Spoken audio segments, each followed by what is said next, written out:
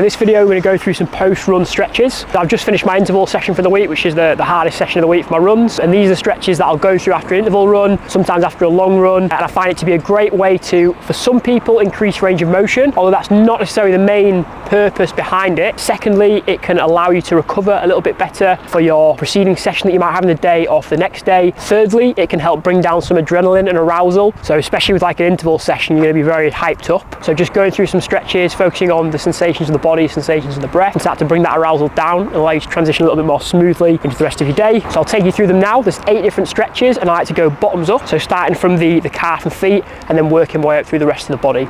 So first up, we've got our wall or any sort of surface that you can block your foot against. All you're going to do is to stick that foot so the toes are up against the vertical surface, and from there you're just going to gradually lean forwards.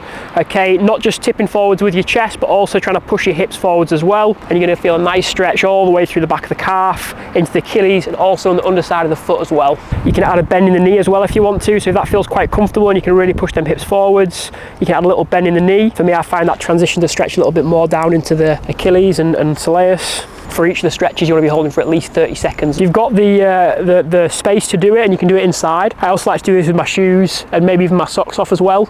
So next up, we've got standing quad stretch. So all I'm going to do here is just stand nice and tall, grab the laces, or sort of grab the middle of the foot, and then from there, stand nice and tall, try and make sure I'm engaging my abs. Okay, so I'm not just letting myself go into an arch position, I'm engaging my abs, and then from there, pulling the heel towards the bum, and then drawing the knee back whilst keeping the abs engaged, pelvis tucked under. It's really common for people just to arch in this position, they don't really get much of a stretch. But if you tuck the pelvis under and engage the abs, find that you get a much better stretch with the quads and a little bit into the hip flexors as well. For all these stretches, guys, I think it's good to do at least 2 sets. So 2 sets of a minimum of 30 seconds, but you can even push it to 60 seconds if you want to as well. Just kind of depends on how long you get a good sensation for. So again, pelvis under, abs tight, drawing the knee back, keeping that heel towards the bum. So now we're into our psoas stretch. So moving up from the quad and hip flexors, some of which have kind of the same function. They both extend the knee and flex the hip. But now we're going to actually get into the psoas, which runs a little bit higher up. From here, what I like to do is just put 1 foot back, 1 foot forwards, both feet facing forwards, if not slightly turned in. From here, once again, tilting that pelvis under, sitting nice and tall. You might want to bend the knee slightly, okay, and then from there, all I'm going to do is just add a little bit of a bend to the side. So I'm bending away from the back leg, and you can have a little reach over with that arm as well. And then what you should feel is a nice stretch coming all the way through here into the psoas, running down sort of towards the center of the leg. If you don't feel it straight away, just have a little reposition, you know, reorient the pelvis again, maybe just play with the foot position a little bit more, and then move your way back into it. It's important that you're not rotating to the side or to the back. You're staying between 2 walls and then bending to the side. This can get really tight from running, also from being sat for a while as well, or they say people tend to hold a lot of stress in the psoas as well. There's a company I think called TRE, Tron Release Exercises, something like that, and they center a lot of their work around the psoas. Both sides, minimum of 30 seconds. Okay, the 4th stretch, we're now working into the glutes. This is just our leg cross stretch. So I'm going to place one leg on top of above the knee. Okay, and from there, holding onto something, I'm just going to start to push my bum back, and then start to sort of squat myself down into this position until we feel a nice stretch through the glute, making sure I'm holding on to something so I'm nice and stable. To increase the stretch, we can hinge forwards at the hip, and we can also try and sit a little bit lower into the position, providing it's not burning your left leg too much. You've already been for a run, you know, we're not doing too much strength training here, we're just trying to work on stretching the glutes, trying to keep the spine in that slightly extended position, so the pelvis is in that anterior tilt, so I'm not just bending forwards like this will take the stretch off. I'm anteriorly tilting the pelvis, pushing the bum back, so I'm hinging at the hips, and that'll get a nice stretch through the glutes. Again, if you're inside doing this one, you can lie on the floor and then you can do it that way. You can have your foot against the wall and do it, or you can just grab your leg, put the leg on top of it and do it that way, or even perform some sort of pigeon stretch as well, same sort of effect really. In yoga, they always talk about keeping the ankle dorsiflex, so sort of pulling the toe towards the shin. I always tend to do that, again making sure we anteriorly tilt the pelvis. Once you've established that good stretch position, we can then bring our awareness to the breath, keeping the mouth shut, breathing through the nose. And if any of the stretches are quite hard and you find your breath starts to increase, just trying to bring some awareness again. Once you settle into the stretch and you get the position right, trying to maybe slow that breath down a little bit. And number 5 is our squat and hamstring stretch combo. Okay, so this is going to get nicely into the ankles, adductors, so in the thigh area, obviously into the hamstrings as well. So from here, we just take our squat position. What I like to do is just place my hands behind my feet if I can. And then from there, I'm almost pushing the knees and hips open, so pushing them outwards slightly, and then trying to sit my chest nice and tall. You might even feel a little bit of a stretch through the upper back, which isn't a bad thing. Running can sometimes lend us to be a little bit more tipped, so it can just help us to hit that little bit more extension in the upper back. And obviously from there, we'll feel a deep stretch deep into the hips, may feel a little bit around the ankles, Achilles, soleus maybe. And then I can just work my way into the hamstring stretch slowly. Okay, from this position, if you want, you can start just by bending forwards like this and maybe spend a little bit of time in there, and then we can play with anteriorly tilting that pelvis again. So you'll notice the change from here to here. Because of that orientation of the pelvis, that's going to put a lot more length through the hamstrings and dramatically increase the stretch. So I can spend some time in here, I can maybe do some pulses with my legs, I can maybe move from that flexed to extended position, or pelvis going under and then back, and I can work my way back into the squat again. You know, sometimes if I start to loosen up in the squat a little bit, I might have a little shuffle from side to side and then work my way back into the hamstring stretch.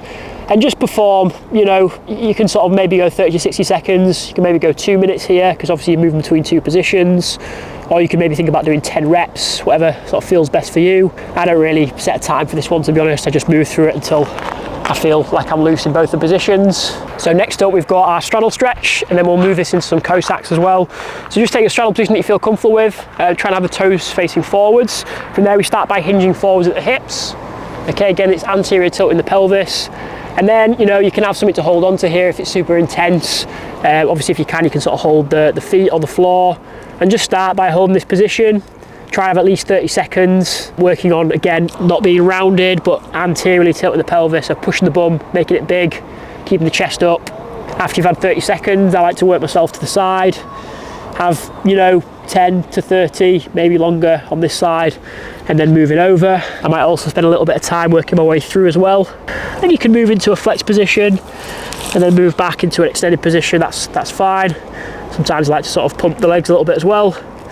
And then what I'll do from here is just work it into a Cossack. So you might have to reposition your feet slightly, but from here, just dropping into the side. It might be up here. You might be finding, oh, that's enough for me. You might be getting a real deep stretch in your adductors, that's cool. Or if you can work yourself lower down. You can hold the floor if you want to. Do try and keep your heel down of the squatting foot if you can, and try and keep that knee directly over the middle two toes, just to keep that good squat position. You can also play with kind of rotating the foot inwards and outwards. I know I'm giving you loads of information, but just, you know, something you can explore when you're doing this over and over again. It's nice to sort of have a little bit of variability in some of these positions. You can try and stay nice and tall and be very active in this position, so you feel the legs working, and then obviously transition to the opposite side. And you can do a few more reps from side to side if you want to as well. The final stretch before we work into the last piece is going to be reach and rotate. Okay, so the first piece we're going to be doing is just trying to keep the abs engaged. Okay, the pelvis tucked under slightly. I'm just going to reach myself to the sky whilst keeping this position, so I'm not extending as I perform this. Really trying to reach up to the sky. If you want, you can come onto the toes. And that's just bringing that extension through the thoracic spine, starting to open up through the lats, shoulders and pecs.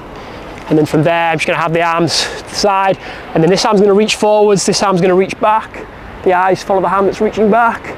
I'm trying to rotate myself, really open my body up, and then swapping sides.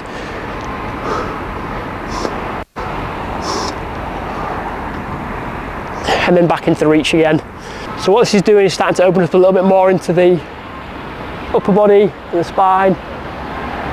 So the pecs, all of our rotators around the trunk, through the neck and traps. Running can sort of cause a little bit of tension in them areas. So I find these two exercises, combining these two, to be quite therapeutic for opening you up through them areas and getting you ready for whatever's next in the day. And then the final step, number 8, is just shaking it off. You know, have at least a minute, really just letting that tension come out of your body, especially after the run. After you do them stretches, it should be nice and loose. So just really try and let all that tension come out of the body. If I'm in public, I'll normally do this in the shower. So if I finish my run and I've done my stretches outside, there's people around, and I feel embarrassed about really shaking it off, then I'll do it in the shower because no one's there, hopefully. And yeah, it just feels a little bit better that way when no one's watching, if you do feel a little bit self-conscious about it, because you really want to try and let that tension go, let the face relax, and just take all that tension out of the body. The jaw just drops a little bit more. You know, I don't have that same tension around my brow. It's quite a nice way of just finishing off that session and knowing that you're moving into the next piece of your day. Hope you find it helpful.